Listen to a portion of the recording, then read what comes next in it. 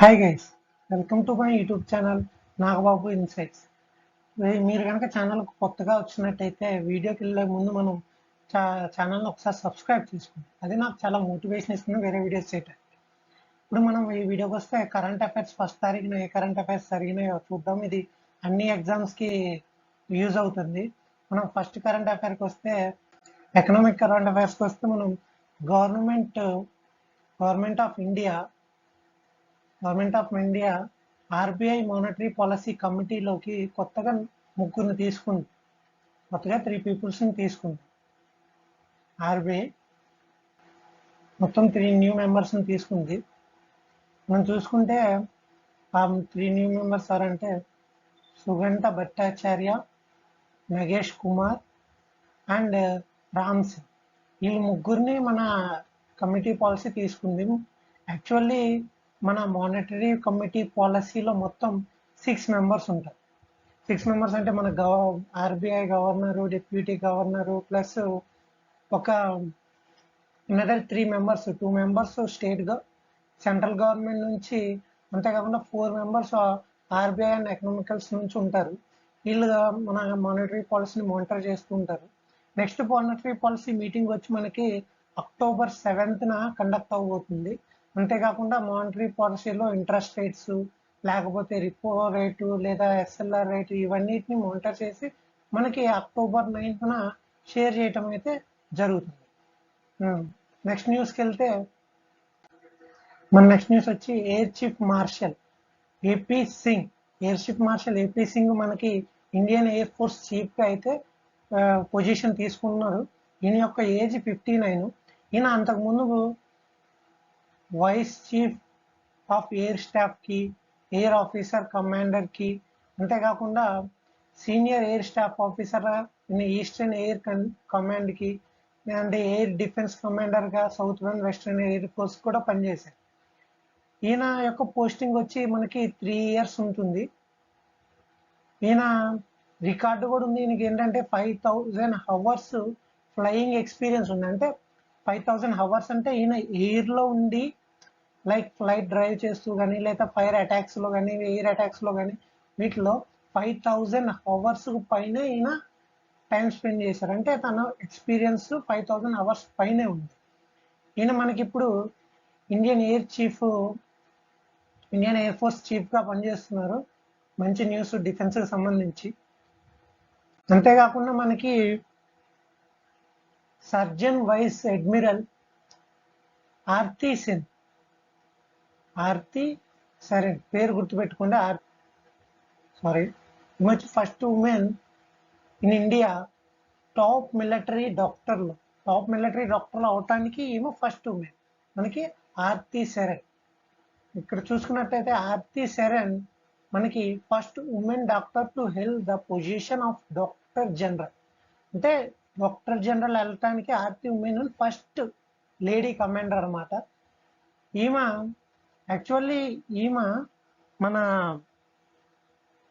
Lieutenant general medical incharge ఎవరంటే ఆర్మీకి lieutenant general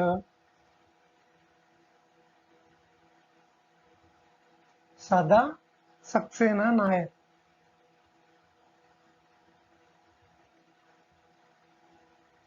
ఈమె ఆగస్టులో పోస్టింగ్ తీసుకుంది.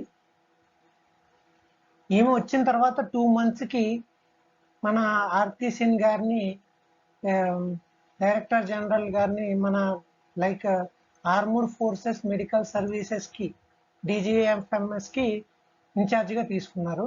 ఈ పోస్టింగ్ వచ్చేసి ట్యూస్డేలో జరిగింది. ఈమె నారీ శక్తి, మన ఇండియన్ ప్రభుత్వం యొక్క నారీ శక్తి అనే ఇనిషియేటివ్కి మంచి ఇన్స్పిరేషన్ అని చెప్పేసి government of India defence ministry కూడా చెప్పింది. పేరు గుర్తుపెట్టుకోండి. ఆర్తి సరెన్ వచ్చి ఇండియా టాప్ మిలిటరీ డాక్టర్ పొజిషన్ని తీసుకుంది. నెక్స్ట్ బాబర్ అజం, పాకిస్తాన్ యొక్క బెస్ట్ బ్యాట్స్మెన్. మనకి విరాట్ కోహ్లీ అలాగో పాకిస్తాన్ బాబర్ అజం అలాగా.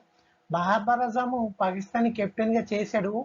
కానీ ఆయన పాకిస్తానీ కెప్టెన్ నుంచి విరామం తీసేసుకున్నారనమాట. ఆయన ఏమంటున్నారంటే, నేను పాకిస్తానీ కెప్టెన్గా ఉండటం వల్ల అది నా బ్యాటింగ్ మీద చాలా ఇబ్బందులు క్రియేట్ చేసింది. నేను ఎక్కువ బ్యాటింగ్ చేయలేకపోతున్నాను ఒక కెప్టెన్సీ ప్రెజర్ తీసుకోవటం వల్ల. అందుకని నేను వైట్ బాల్ క్రికెట్లోంచి కెప్టెన్సీ పదవి నుంచి రిజైన్ చేస్తున్నాను. వైట్ బాల్ క్రికెట్ అంటే ఏంటంటే మనకి T20, ODI ఈ రెండు మనకి వైట్ బాల్ క్రికెట్. అంతేకాకుండా రెడ్ బాల్ క్రికెట్ లేదా పింక్ బాల్ క్రికెట్ అంటే ఏంటంటే మనకి టెస్ట్ మనకి red ball cricket, pink ball cricket. ఈయన ఉన్న టెన్యూర్లో 2019 నుంచి 2024 మధ్యలో బాబర్ అజామ్ T20 20 టెస్టులు, 43 ODIలు, 85 T20లు కెప్టెన్సీగా చేశారు. ఈయన చేసిన దాంట్లో పెద్ద అచీవ్మెంట్ అంటే 2022 T20 వరల్డ్ కప్లో వరల్డ్ కప్ ఫైనల్స్ వరకు తీసుకెళ్ళాడు. అగెన్స్ట్లో ఆస్ట్రేలియా గెలిచి T20 వరల్డ్ కప్ తీసుకుంది. బట్ అక్కడ వరకు తీసుకెళ్ళటం ఆ సింగిల్ అచీవ్మెంట్. ఈయన చెప్పింది ఏంటంటే, నేను ఇలా ప్రెజర్ తీసుకోలేకపోతున్నాను కాబట్టి నేను రిజైన్ చేస్తున్నానని చెప్పారు బాబర్ అజామ్. మనం నెక్స్ట్ చూసుకున్నట్టయితే మనకి 8th ఇండియాను కజకిస్తాన్ మధ్య ఒక జాయింట్ మిలిటరీ ఎక్సర్సైజ్ అయితే జరిగింది. దాని పేరు కాజింద్ 2024. ఇది 8th edition exercise. Kazind 2024 8th edition exercise. ఇది యాక్చువల్లీ 2000 మనకి చూసుకున్నట్టయితే 2016 నుంచి అనుకుంటా. 2016 అది ఇండియాలోనే జరిగింది ఫస్ట్. పేరంత ఐడియా లేదు కానీ 2016లో ఇండియాలో జరిగింది. ఇది మనకి 8th ఎడిషన్ కజకిస్తాన్ 2024. ఇది ఎక్కడ జరిగిందంటే మనకి కండక్టెడ్ ఇది ఎప్పుడు జరిగిందంటే conducted on 13th September to 13th October. ఈ మధ్యలో మనకి ఈ ఎక్సర్సైజ్ అనేది జరుగుతుంది. ఈ ఎక్సర్సైజ్ ఇదిగో చూసుకోండి 2016 నుంచి జరుగుతుంది. ఇది ఒక 8th ఎడిషన్. లాస్ట్ టైం ఇది కజకిస్తాన్లో 11th October 13th October నుంచి 11th October జరిగింది. ఈ యొక్క ఎక్సర్సైజ్ యొక్క మెయిన్ గోల్ ఏంటంటే రెండు ఆర్మీస్ మధ్య ఫిట్నెస్ లెవెల్స్ని పెంచుకోవడానికి, అంతేకాకుండా వాళ్ళ యొక్క టెక్నాలజీస్ని ఎక్స్చేంజ్ చేసుకోవటానికి, వాళ్ళ యొక్క ఫోర్సెస్ని ఎక్స్టెండ్ చేసుకోవటానికి, ఇలాగా మనకి చాలా రీజనల్ వల్ల ఈ యొక్క ఎక్సర్సైజ్ అనేది ఎవ్రీ ఇయర్ కండక్ట్ చేయడం జరుగుతుంది. నెక్స్ట్ మనకు వస్తే ఇండియా ఏం చేసిందంటే భారత్ జెన్ అనేది ఏఐ, మల్టీ లాంగ్వేజువల్ ఏఐ అనమాట. భారత్ జెన్ అనే ప్రాజెక్ట్ని మనకి లాంచ్ చేశారు. ఈ ఏఐ ఏం చేస్తుందంటే మనకి ఇన్ఫర్మేషన్ ప్రొవైడ్ చేస్తుంది. మనకి చాట్ జీపీటీ అంటే జీపీటీ అంటే ఏంటో కూడా చూసుకోండి మీరు. జీపీటీ అంటే లాస్ట్ టైం ఎగ్జామ్లో కూడా అడిగారు, చాట్ జీపీటీలో జీపీటీ అంటే ఫుల్ ఫామ్ ఏంటని. అది మీరు చూడండి ఒకసారి. మీ యాక్చువల్లీ ఈ ఏఐ ఏం చేస్తుందంటే మనకి నార్మల్ చాట్ జీపీటీ ఏం చేస్తుందో అదే చేస్తుంది. కానీ ఏంటంటే మీకు లోకల్ లాంగ్వేజ్, మీ లాంగ్వేజ్ ఇప్పుడు తెలుగు కానీ లేదా హిందీ కానీ ఇంగ్లీష్ కానీ మరాఠీ కానీ ఇలా మనకు కావాల్సిన ఇన్ఫర్మేషన్ని మనకు కావాల్సిన లాంగ్వేజెస్లో చూపిస్తుంది. నేను చూపిస్తాను available to the citizens in different Indian languages అనమాట. ఈ యొక్క ఇనిషియేటివ్ని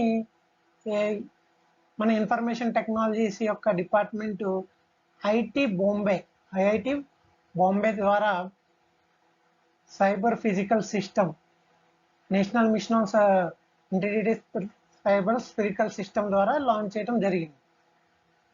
అంతేకాకుండా ఇందులో 21 లాంగ్వేజ్ ప్రస్తుతానికి అయితే 6 లాంగ్వేజెస్ ఉన్నాయి. దాన్ని 21 లాంగ్వేజెస్కి ఎక్స్టెండ్ చేయడానికి చూస్తున్నారు. ఈ ఇనిషియేటివ్ని వచ్చేసేసి మన principal scientific adviser AK Sood, అంతేకాకుండా departments of science and technology secretary Aditya Karindar వీళ్ళు కలిసి లాంచ్ చేయడం జరిగింది. మన టెలికాం సెక్రటరీ కూడా ఇందులో పార్టిసిపేట్ చేశారు వర్చువల్గా, అంటే ఆన్లైన్లో పార్టిసిపేట్ చేశారు వర్చువల్గా. నెక్స్ట్ న్యూస్కి వచ్చుకుంటే మనకి ముత్యం చక్రవర్తి ఇన్ తెలుగులో మనం చక్రవర్తి అంటాం, వాళ్ళు చక్రవర్తి బెంగాలీ కాబట్టి చక్రవర్తి అంటారు. ఈయనకి దాదా ఫాల్కే అవార్డు ఇవ్వడం జరిగింది. దాదా ఫాల్కే అవార్డు అనౌన్స్ చేశారనమాట. దాదా ఫాల్కే అవార్డు ఎందుకు ఇస్తారు అసలు? యాక్చువల్లీ దాదా ఫాల్కే అవార్డు అనేది మన సినీ రంగంలో సినీ రంగంలో అత్యున్నతమైన అవార్డు అనమాట. ఇది మన దాదా ఫాల్కే ఆయన ఫస్ట్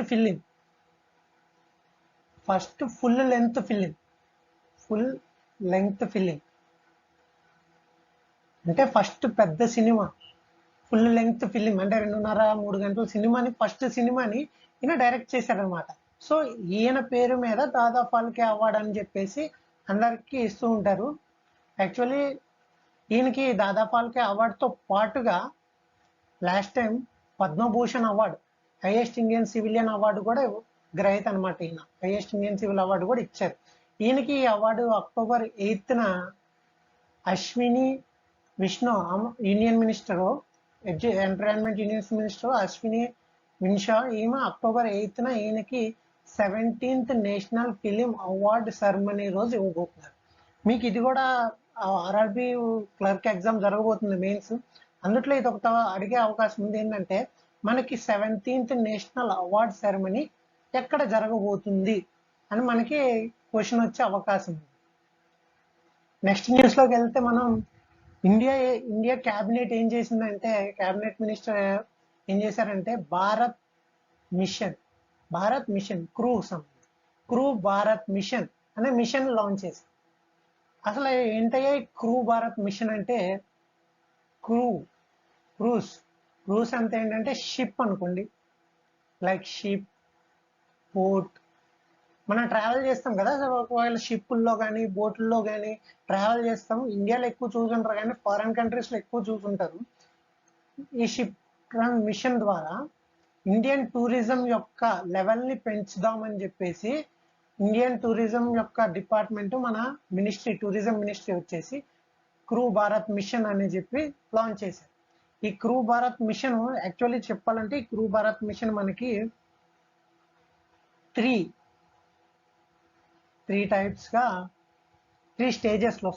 స్టేజెస్లో మనకి ఇంప్లిమెంట్ చేయటం అనేది జరుగుతుంది. Actually first cruise Bharat mission ఏంటో చూద్దాం.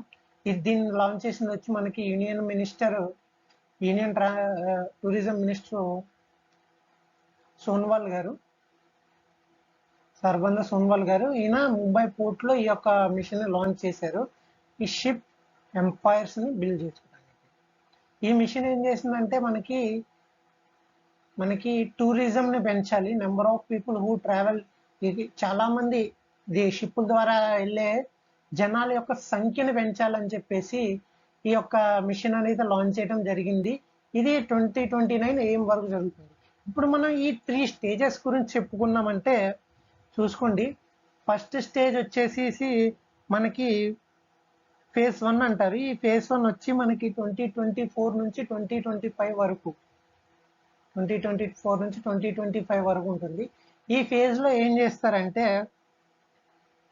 నియర్ బై కంట్రీస్, శ్రీలంక కానివ్వండి, నేపాల్ కానివ్వండి, బంగ్లాదేశ్ ప్రస్తుతానికి పక్కన పెట్టండి, తర్వాత చూద్దాం, మాల్దీవ్స్ కానివ్వండి, ఇలాంటి వాటికి మనం అందరూ ఫ్లైట్ యూస్ చేస్తే అదే పద్ధతి కాకోకుండా షిప్ల ద్వారా కూడా మనం జర్నీ చేయొచ్చు అని చెప్పేసి ఆయా కంట్రీస్ తో పాటుగా కొన్ని ట్రావెల్ కంపెనీస్ తో మనం అంతా టైఅప్ చేసుకునేసి tourism through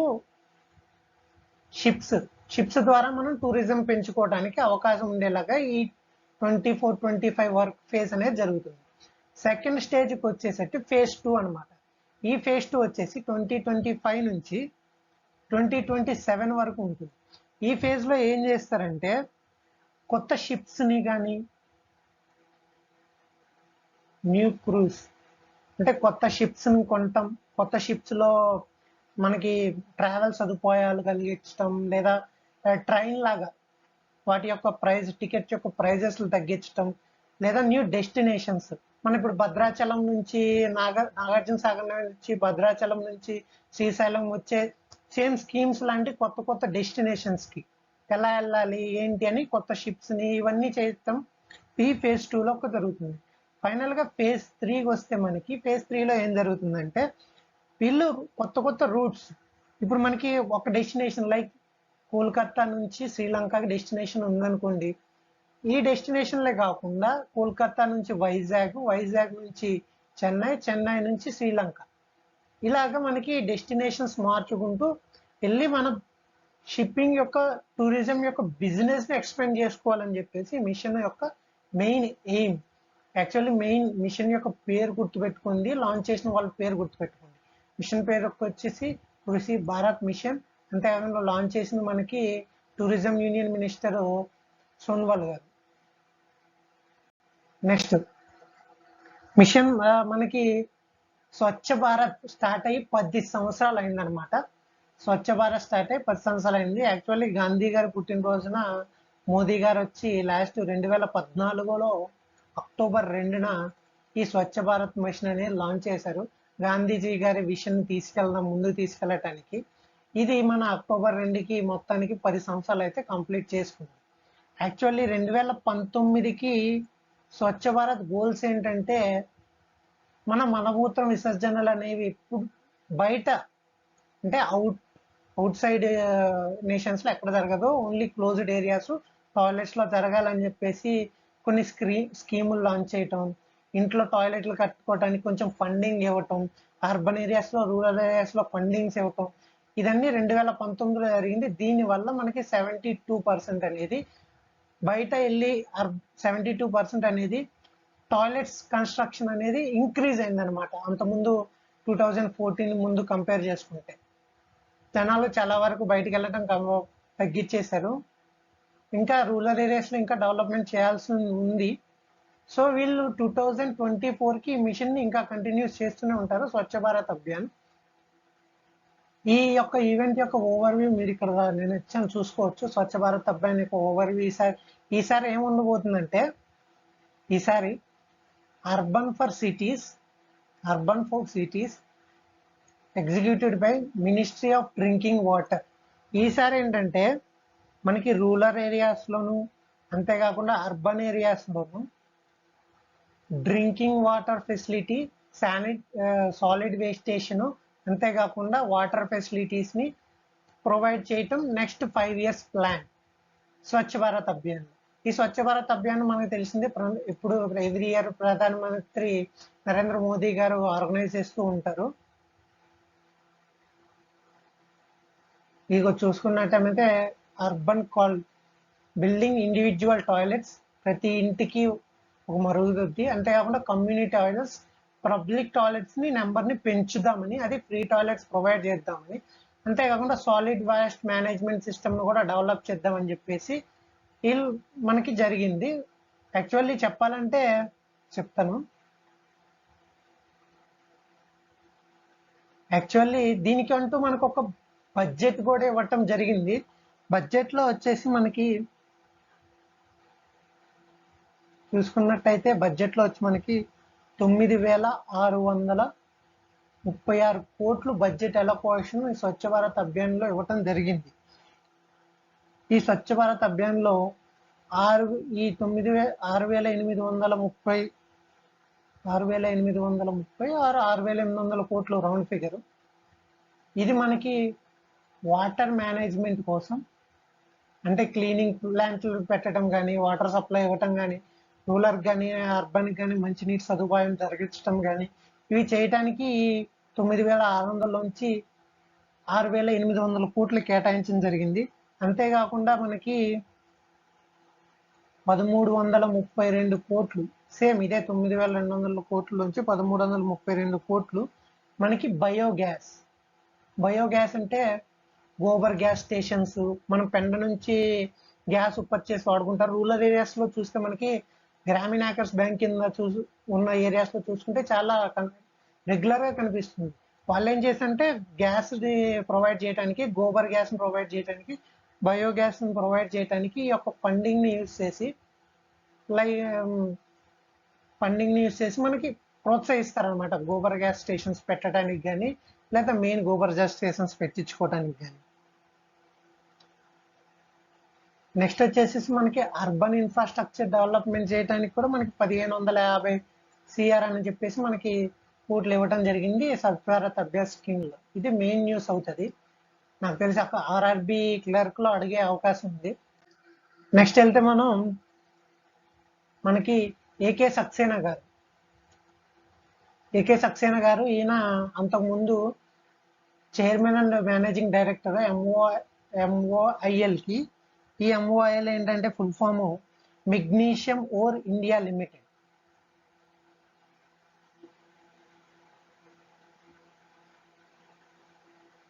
magnesium ore India limited. ఈయన మెగ్నీషియం ఓర్ ఇండియా లిమిటెడ్కి అంతకుముందు సిఎండిగా చేసేవాళ్ళు. ఈయన ఇప్పుడు మనకి సిఎండిగా ఆర్ఐఎన్ఎల్ అంటే మనకి Vizag steel plant, Rashtriya Ispat Nigam limited under the ministry of steel. ఇది ఏం చేస్తుందంటే విశాఖపట్నం యొక్క స్టీల్ ప్రొడక్షన్ లో 7.5 మిలియన్ టన్ ప్లాంట్ అనమాట ఇది. ఈ యొక్క ప్లాంట్ కి ఈయన ఇప్పుడు చైర్మన్ అండ్ మేనేజింగ్ డైరెక్టర్ గా పొజిషన్ తీసుకున్నారు. నెక్స్ట్ యాక్చువల్లీ ఏంటంటే ఈ మన యొక్క వైజాగ్ స్టీల్ ప్లాంట్ అంతకుముందు మీరు టీవీలో చూసుకున్నట్టయితే మన నాయుడు ఎంపీ గారు చెప్పింది, అంతేకాకుండా ఇంకా చాలా జరిగిన దాని ప్రకారం ఏంటంటే ఈ వైజాగ్ స్టీల్ ప్లాంట్ ఏంటంటే ప్రస్తుతానికి నష్టాల్లో నడుస్తుంది. దీన్ని బ్యాంకింగ్ సెక్టర్ వాళ్ళు ఏం చేశారంటే non performing assets by bank. Actually non performing assets గురించి మనం మాట్లాడుకుందాం, తర్వాత వేరే డీటెయిల్ మాట్లాడుకుందాం. కానీ ఏంటంటే ఆర్ఆర్బి పిఓ మెయిన్స్ ఎగ్జామ్లో ఈ నాన్ అసెట్స్ గురించి చెప్పారనమాట. సో ఈ నాన్ అసెట్ పర్ఫార్మింగ్ అసెట్ అంటే ఏంటంటే ఏదైనా ఒక అసెట్, ఫైనాన్షియల్ అసెట్ అనేది 2 సంవత్సరాలు 2 ఇయర్స్ అంటే 24 months అని కూడా అనొచ్చు, 2 సంవత్సరాల నుంచి దీని నుంచి ఎటువంటి ఇన్కమ్ కానీ రెస్పాన్స్ కానీ లేకపోతే, ఎటువంటి ఇన్కమ్ జనరేట్ చేయకపోతే దీన్ని non performing assets of bank కింద కన్సిడర్ చేస్తారు. ఈ యొక్క ప్లాంట్ అనేది నాన్ పర్ఫార్మింగ్ ఎగ్జాక్ట్ గా కన్సిడర్ అయింది. సో ఈయన అపాయింట్ చేయటం వల్ల ఏమన్నా చేంజెస్ జరిగేసి మనకి ప్రాఫిట్ వచ్చి వైజాగ్ స్టీల్ ప్లాంట్ అనేది సెంట్రలైజ్ అవుతుందేమో అని మనం చూసుకున్నాం. That's another matter. మనం నెక్స్ట్ న్యూస్కి వస్తే చూసుకోండి, ఇది లాస్ట్ న్యూస్ ఇవాళకి. International day of older persons. International day of older persons October 1న. అంటే మన తాత మా అమ్మల కోసం కూడా డే ఉందన్నమాట, మదర్స్ డే, ఫాదర్స్ డే లెక్క. ఈ ఓల్డర్ పర్సన్ డే మనం October 1st సెలబ్రేట్ చేసుకుంటాం. 2024 ఓల్డర్ ఫస్ట్ డే యొక్క థీమ్ ఏంటయ్యా అంటే ఇది మనకి 34th international day of older persons. దీని యొక్క థీమ్ ఏంటంటే ఏజింగ్ విత్ డిగ్నిటీ. అంటే యూనిట్గా ఏజ్ పెంచుకుంటున్న వాళ్ళని. మనం థీమ్ చూసుకున్నట్టయితే strengthening core and support system for older and persons in world wide. అంటే ఓల్డ్గా మన ముసలోళ్ళు కానీ అంటే తాతమ్మలు కానీ నానమ్మలు కానీ తాతయ్యలు కానీ అమ్మమ్మలు కానీ వీళ్ళ కోసం వాళ్ళ యొక్క strengthen core like pension schemes కానీ ఏమన్నా కానీ వాళ్ళ యొక్క సిస్టమ్స్ని స్ట్రెంగ్థెన్ చేయాలి అని చెప్పేసి దీని యొక్క థీమ్ అనమాట. చూసుకుంటే ఇవాళ October 1st ఇవి న్యూస్. మీకు ఇంకా అడిషనల్ యాక్చువల్లీ నేను కొన్ని న్యూస్ చెప్పడం మర్చిపోయాను. విరాట్ కోహ్లీ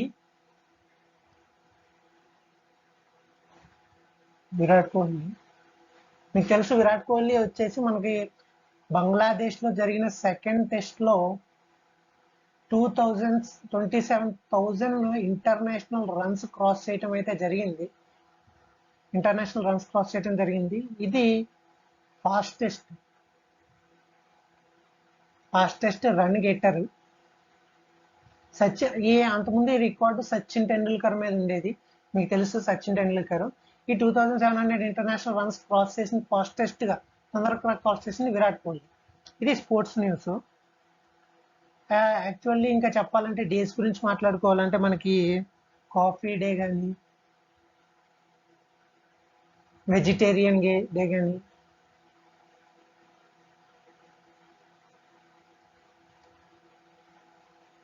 ఇవన్నీ మనకి October 1st జరుగుతున్నాయి అన్నమాట. Coffee day, vegetarian day, musical day etcetera. Video కనుక నచ్చినట్టయితే సబ్స్క్రైబ్ చేయండి. నేను రోజు ఇలా డైలీ కరెంట్ అఫైర్స్ చేస్తూనే ఉంటాను. ఈ కరెంట్ అఫైర్స్ మీకు చాలా యూజ్ అవుతూ ఉంటాయి.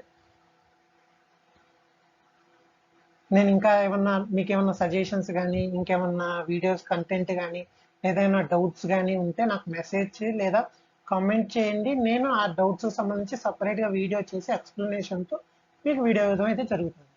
వీడియో కనుక నచ్చినట్లయితే సబ్స్క్రైబ్ చేయండి, ఛానల్ని లైక్ చేయండి. Thank you.